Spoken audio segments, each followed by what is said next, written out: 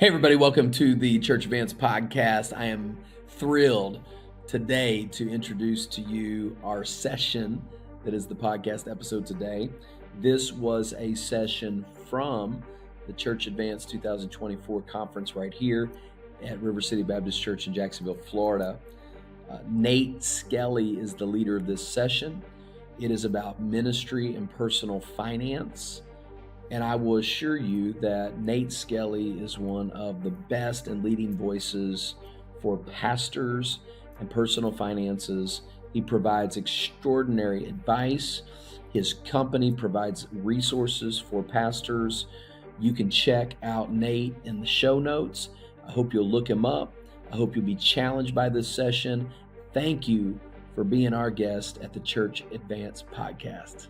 Thanks for joining us for this episode, and I do want to remind you to make sure that you are following us on Apple Podcast, Spotify, or wherever you may listen to podcasts.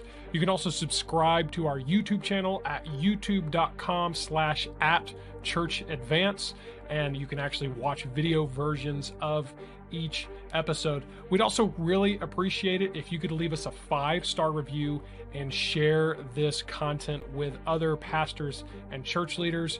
We want to help as many of these folks as we can, and so we'd really appreciate you sharing this episode with your friends.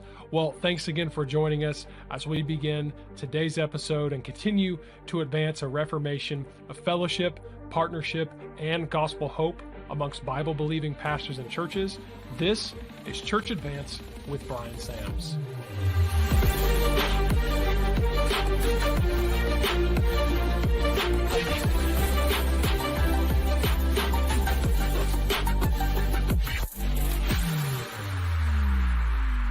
I'm going to spend about 20-25 minutes going through some prepared material, and then I'd really like to leave a lot of time at the end of it for just your questions, and you can text them into Brian on that number, and I would like at the end, of course, I'll be happy to talk through kind of the nuts and bolts types of questions, but I'd like for Brian and for my dad, if they would, to also just be available for questions, because I think some of these questions are math, number related questions, but some of them get way deeper than that, to the heart, the philosophy behind finances and how we handle those things.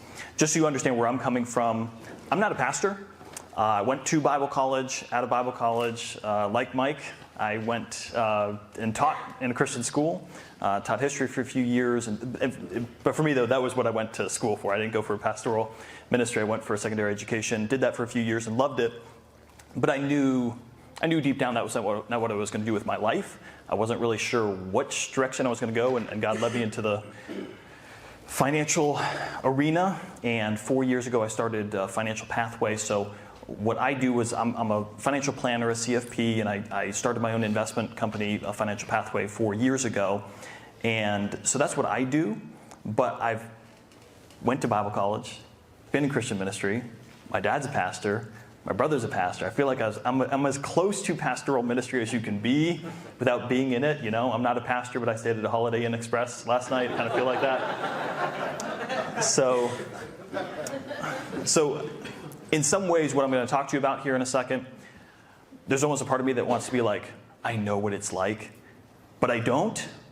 But I do, if that makes sense. Okay, so I feel like I can empathize in a deep way with some of the challenges that many people face in pastoral and just in Christian ministry in general. My dad and my brother will appreciate this reference. Years ago, I watched this movie called The Village by M. Night Shyamalan. Who's seen that movie? It came out in like 2005. So, spoiler alert, I'm about to tell you what happens in the movie, so I'm sorry if you were about to watch it tonight. I'm going to tell you what happens. So basically the whole premise of the movie, M. Night Shyamalan is known for movies with a twist at the end. So at the beginning of the movie, you find this community. It's like this 1800 sort of village, as the name implies. These people are living in this community, this really rural community, and it's very isolated. It's a small town, and it's surrounded by woods. And the people in the community, they all get along, and they have this nice, kind of seemingly ideal lifestyle, but there's a problem. Nobody goes into the woods, because in the woods, there are the creatures that we do not speak of. And if anybody goes into the woods, it will anger those creatures and something bad will happen. And so the people live in constant fear of these unknown creatures. And throughout the movie, you're trying to guess, you're trying to figure out like what's going on. Is this sci-fi? Is this real? And at the end of the movie, what you find is that there's this romance going on between this couple within the village, but then there's this other guy who's jealous of the guy, and he ends up stabbing him.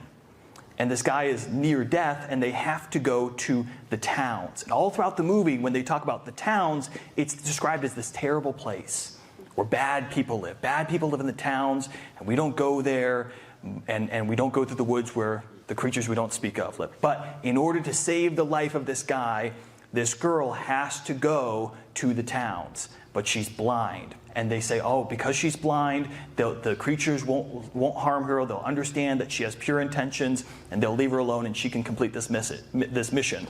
And it all leads up to like the crescendo of the movie, where you find that the girl goes through the woods, she climbs this wall, and she's in modern-day America.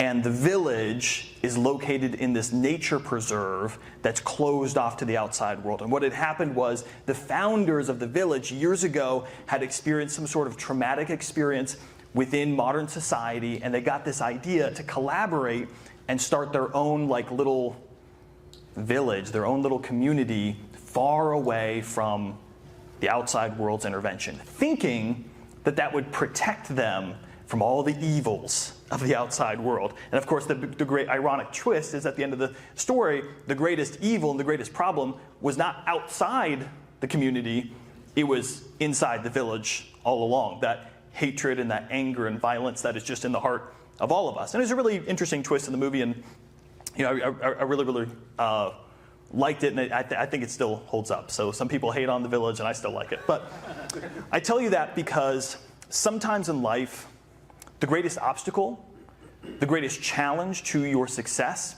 is not out there, it's in here. Yeah. In this area of finances, we know the reality of the landscape. People are dropping out of Christian ministry by the droves every single year. We know that the number of churches is in decline. The number of people in pastoral ministry or Christian ministry in general is in decline. And that's for a lot of reasons, right? Every single year, pastors are stepping out of the pulpit for one reason or another. And sometimes it's because of opposition, right?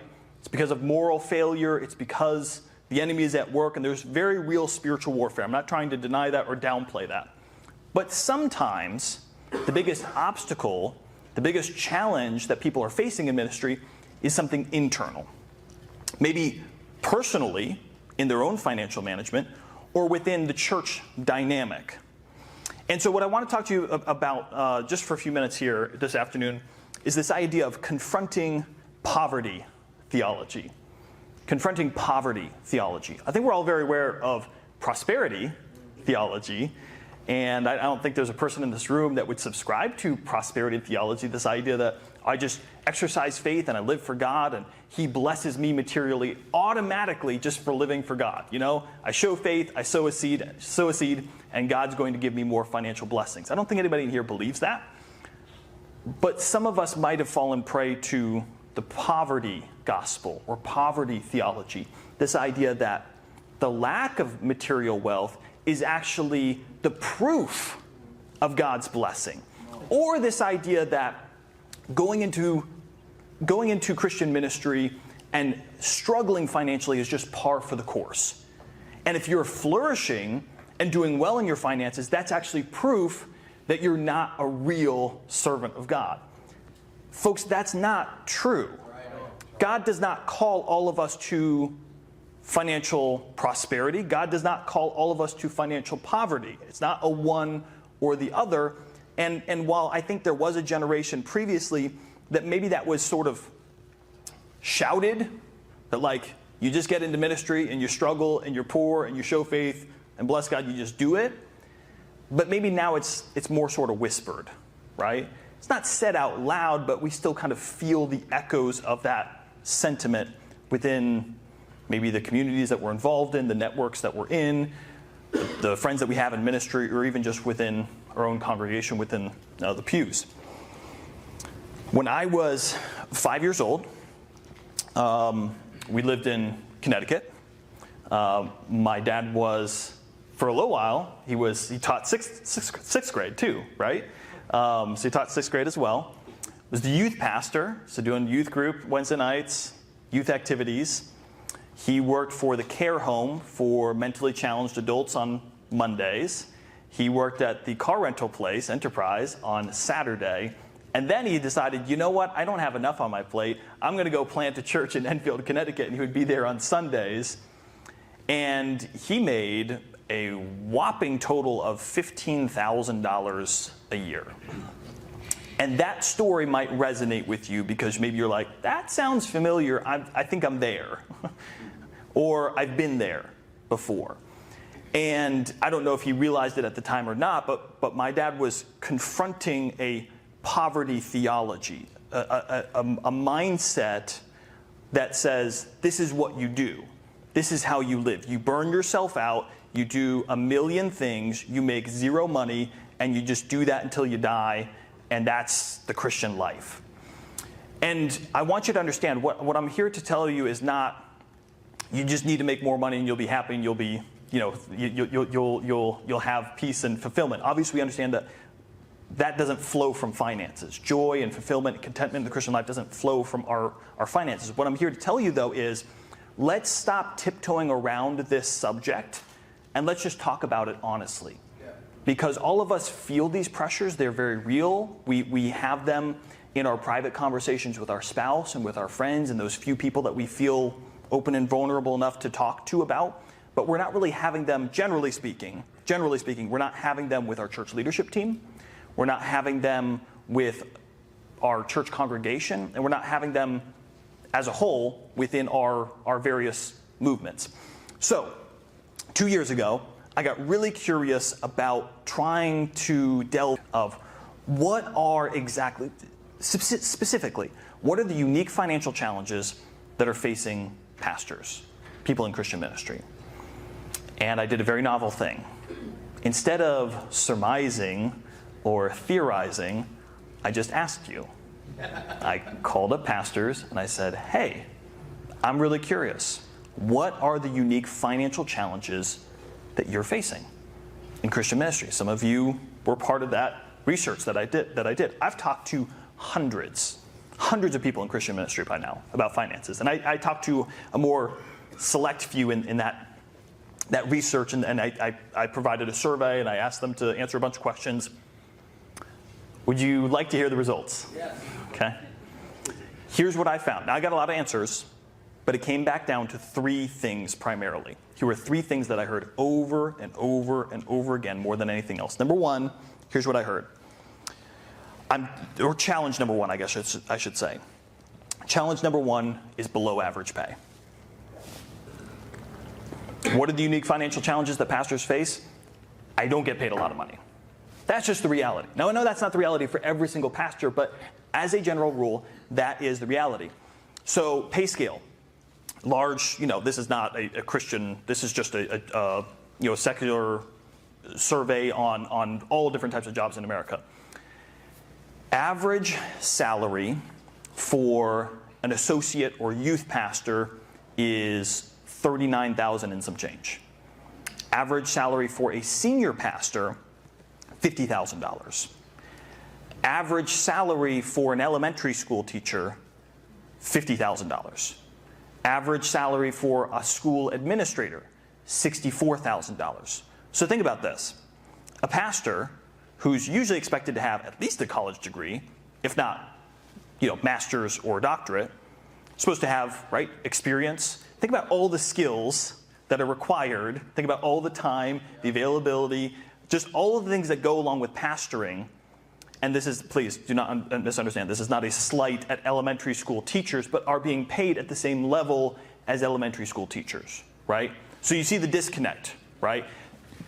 Comparatively to the skill, the expertise, the experience, the job description, the job requirements, the pay, both in perception and in reality, tends to be a lot lower than comparable jobs. Here's the normal track. So as I talk to people, this is generally how their career arc, if you want to think of it that way, goes.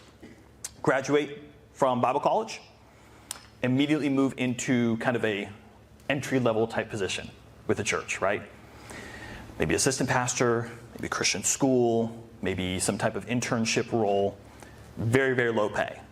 And for the next 5, 10, 15 years, that person is struggling to just make it by. They are struggling to keep their head above water and just survive. About 10 to 15 years in, finally they are promoted to some type of role, they're offered some type of job where maybe now they are in a little bit more of a leadership position, maybe now they are the senior pastor, or they're the principal of the school, or they're the administrative pastor. And for the very first time, they now have a salary that affords them some kind of discretionary income. Not a lot, but a little. And there's this moment that I found over and over and over again. This was the story I got. There was a moment that hit them when they were about 35, 40 years old, where they realized, I need to start preparing for retirement. And this panic of feeling like, I will never be able to catch up. I'm way, way behind the game. And that was what I found over and over again. And the other thing that I found with talking to pastors is pastors have to wrestle with this difficulty of trying to do less with more. And often what's happening is they're earning less than their peers within their own congregation. They feel like their peers with a lot of the people in their congregation that have, a career, that have a job, but they're earning less. And they also wrestle against the expectations that others have, expectations of others that the pastor really shouldn't have anything that they deem to be too much. Have you ever felt that before? If I go on too nice of a vacation, I better not post pictures, right? If I have 2 vehicles and one of them's nicer, I better drive the junkier one to church, right? If I get a nice new house, maybe if I'm doing some renovations, maybe I don't talk about it too much, right? This pressure of, I can't do as well as others, and if I do, then that's somehow bad, and that's going to reflect poorly on me. And this is what I was finding over and over again. Okay, so challenge number 1 was the below average pay. Challenge number 2, lack of educational resources. Lack of educational resources. Most pastors that I talked to received little to no financial training. As part of their ministerial training, little to nothing to do with finances. In fact, of the ones that I surveyed, only 10% told me that they had received financial training as part of their ministerial work and that it was helpful to them. Several said, I think there was something, but I don't remember it. Most said, no, there was none at all. So obviously this is a problem. And by the way, we're talking more in the realm of personal finances. There's 2 areas here, right? There's personal finances, but there's also church finances, like a church budget and running, like those types of things. And this was for both. But they were on both counts. They were saying, only 1 in 10 was saying that they felt like they got good training and solid information to prepare them for those things. The other challenge with this is that most pastors that I was talking to, they're not part of like this larger denominational structure. They're not in this sort of siloed where you have a tiered level of leadership, and that part of that means resources and benefits that you would expect within a corporation, right? We understand that there are some denominations that if you're a part of them, there's going to be health care, and there's going to be a retirement plan, and there's going to be maybe dental or life insurance or these types of things that are offered as part of your compensation. So what that means is, for a lot of these churches that are operating in more of an autonomous way, they have to figure all that out for themselves. They have to figure out, what am I going to do for retirement? What am I going to do for health care? What am I going to do for all of these different benefits that would normally come along with a regular job? Some churches do a good job with that, but most do not, because they just don't really even know where to start. And it means it's a lot of times it's left up to the congregation or kind of the church leadership, and sometimes that goes well, but a lot of times it doesn't. And the other thing that I found with talking to pastors about this was, because many pastors don't feel like they've gotten quality financial education, they feel very ill-equipped to talk to their church membership. When they come to their pastor and say, hey, pastor, I'm struggling financially. Hey, we're having problems in our marriage, and it's a fight about money. And pastors feel like, what are you asking me for? I'm not the person to go to. I don't even know the first thing about finances. And it makes them feel even that much more equipped to be able to minister to their own congregation. And then number 3, the third challenge over and over again I found was this communication gap. There's a communication gap. What I mean by this is, it's very, very difficult. Many pastors find it very difficult to talk with their own church leadership about their personal finances, whether that's their compensation, whether that's their benefits, right? Cost of living adjustments. Pastors are feeling it. They're like, man, I've gone 4 years and I'm still getting paid the same salary. Meanwhile, inflation has gone up, up, up. Or, man, I need to do something for retirement, but I don't know. I'm not sure what that looks like. I don't know what type of account I'm supposed to put in place. I don't know if the church would maybe consider adding that as a benefit for me, right? So they're feeling all of this, but nobody's saying anything. The pastor's not saying anything, but then the congregation many times is just unaware. Congregations, generally speaking, they don't have animosity towards the pastor. They're not like, no, he should just be happy with what we give him, and that's, that should be the end of it. They just don't know. They didn't realize, oh, pastor, you have to pay double the Social Security and Medicare taxes that I do? I didn't know that, right? Oh, right, yeah, where do you get your health care from? I mean, I get it from my job, but yeah, where does the pastor get their health? You see what I'm saying? Like, they're just not aware. They're not really thinking about the challenges, the very real financial challenges that their pastor is facing. And when there's no communication, these things aren't getting resolved on their own. So for many pastors, having an honest conversation with church leadership about their financial needs is really, really important. So those are the 3 challenges. Now, I know for some of you, you're like, I can think of more, and there are plenty more. And I hope in our Q&A time here in a second that you'll offer those up and let us know what other challenges or questions you have around this.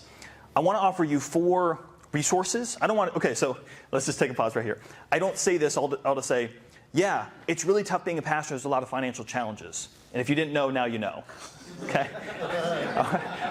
I want to bridge that gap and say, okay, so now what do we do about it? We all know they exist. And everybody's different. Maybe these are the challenges that you're facing. Maybe it's something different. Maybe it's a mixture of both. What can we do about it? Let me offer you 4 resources that I think everybody in pastoral ministry should consider. Number 1 is a 403B plan. For whatever reason here recently, I've just had a huge surge of interest, and I've talked to probably 10 pastors in the last month, no kidding, about setting up a 403B plan. Now, let me just give you a couple of the highlights on why this is so important for pastors. Brian alluded to this, as far as you don't want to be that pastor who's 70 years old and I have to hold on to this church for dear life because I don't have any other source of income. I have nothing else to fall back on. And that has to start now as far as that preparation. Here's why a 403B plan is really, really important. Because I think for a lot of pastors, what they do is maybe they take $100 or a couple $100 a year, a month, and they put it in an IRA or a Roth IRA. And that's great. If you do that, that's a wonderful step. There's nothing wrong with that. But there's a reason why a 403B plan is kind of that next level and actually is even better for you as a pastor. Number 1, whatever contributions you make, whether you make from your pay or what the church does on your behalf, is not taxable both for income taxes and for Social Security and Medicare taxes. So think about it. If you're in the 12% income tax bracket, so there's 12% that you're saving right there. But remember, as a pastor, you have to pay 15.3% for Social Security and Medicare taxes. And if you want to talk about Social Security, we can talk about Social Security here in a minute if you have a question about that. But that's almost 30% right there that you're saving by contributing into your 403B. But it gets better. Normally, because with people with a 401k, you put money in, and the idea is, okay, you get a tax break now, but then when you take it out, then the IRS comes along and then you'll collect their income taxes. But if you're a pastor, the IRS allows you to still claim housing allowance on ministerial benefits from your time in ministry, even when you're in retirement. Meaning, you've retired, you're no longer collecting a salary from your church, but you have all this money in your 403B that was put in there from your ministerial income, and now you're going to be withdrawing it, and you can still claim housing allowance. Yeah. So let's say your housing allowance is $2,500 a month, meaning you could take up to $2,500 out of that 403B every single month, and it would come out at 0% taxes because it's your housing allowance. No taxes going in, no taxes while it's in, no taxes potentially on some, if not all of that coming out. That's the best thing going. It is far away the most beneficial thing for pastors. Not only that, much higher limits, contribution limits. You can do up to $23,000 this year between that's what you can put in. I know most pastors aren't going to put nearly that much into their 403B plan, but between what you put in and what the church puts in, you can put up to $69,000. And if you're 50 and older, you can do an extra $6,500 on top of that. So very, very high limits. You say, well, Nate, I don't even need that high limits. I'll tell you, though, sometimes where it comes in handy is, let's say a church wants to give you a one-time larger gift, maybe in honor of years of service or in preparation for retirement. Instead of giving the pastor that money in a check, and now 30% is coming off the top in taxes, they put it in his 403B, and he's able to get 100% of that money towards his retirement. Also, it's non-ERISA plan, meaning with 401ks, most workplace retirement plans come with a lot of rules and regulations on top of that. Because it's a nonprofit, it's non-ERISA, it affords you maximum flexibility. You don't have to feel like, oh, if we offer a match for our pastor, if we do this, X or flat dollar amount for this person, we have to do it for the other person. You're able to customize it as much as you would like. There are a lot of places to get 403B plans, so I'm just going to try to be as objective as I can here, folks, okay? I set up 403B plans for churches. If you're interested in doing that, I'd be happy to talk to you about that. I'm not the only one, obviously. Vanguard, Envoy, Guidestone, Timothy Plans, there's providers out there. I feel like I provide a better plan at a better cost with better fund options, but honestly, in all honesty, it's important for you to implement that. And if you have one in place, great. If not, look at the different providers and look at setting that up. Number two, second resource I would say is look at your salary, look at getting a salary report. And I'll just offer this. I would be happy to do this for you. Churchsalary.com, some of you have already done this before, offers a comprehensive, very robust salary report. If you would like one, I will get it for you. I subscribe to churchsalary.com yearly so that I can do this for pastors. If you would like a great breakdown of where your salary range should be for your type of job, in your geographic area, based on your experience, based on your education, based on your congregation size, based on your church budget, it breaks it all down. Great information so that you have an objective measurement. The last thing you want to do is go to your church leadership and say, hey guys, I think I should be compensated more, and you just throw a number out there. Like, I don't know, I think 80,000 sounds great. You want to have some sort of objective measurement to say, hey, this is in line with other people at this level, this area, this education. So it's a great resource. Also, Lifeway has a report out there as well. I believe they updated it more recently. So there's resources out there, but if that would be helpful to you, I would be happy to get that to you. Number three, okay, folks, I know like I'm sounding self-serving, but seriously, I have a podcast, Financial Pathway. I cover a lot of topics with pastors related to biblically responsible investing, church compensation, 403Bs.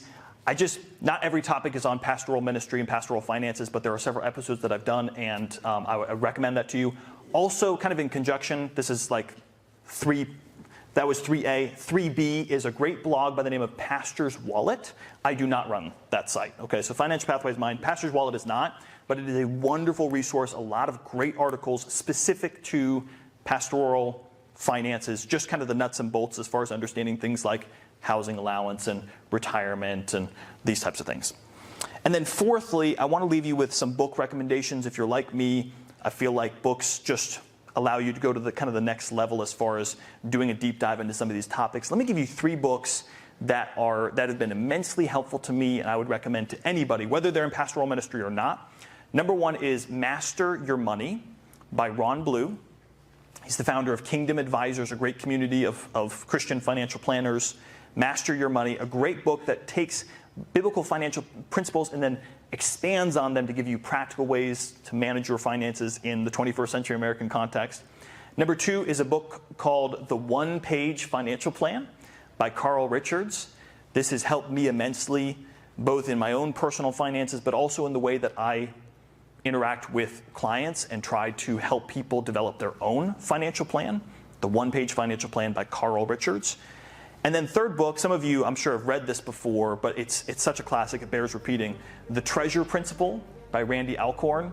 I don't know if there's a better book to help shape your view of finances from a biblical perspective than that one. Thanks again for joining us for this episode, and we really would appreciate it if you could leave us that 5-star review, and then of course share this content with your friends. We want to help as many pastors and church leaders as we can, and be sure to of course Follow us on Apple Podcasts, Spotify, and wherever you may listen to podcasts.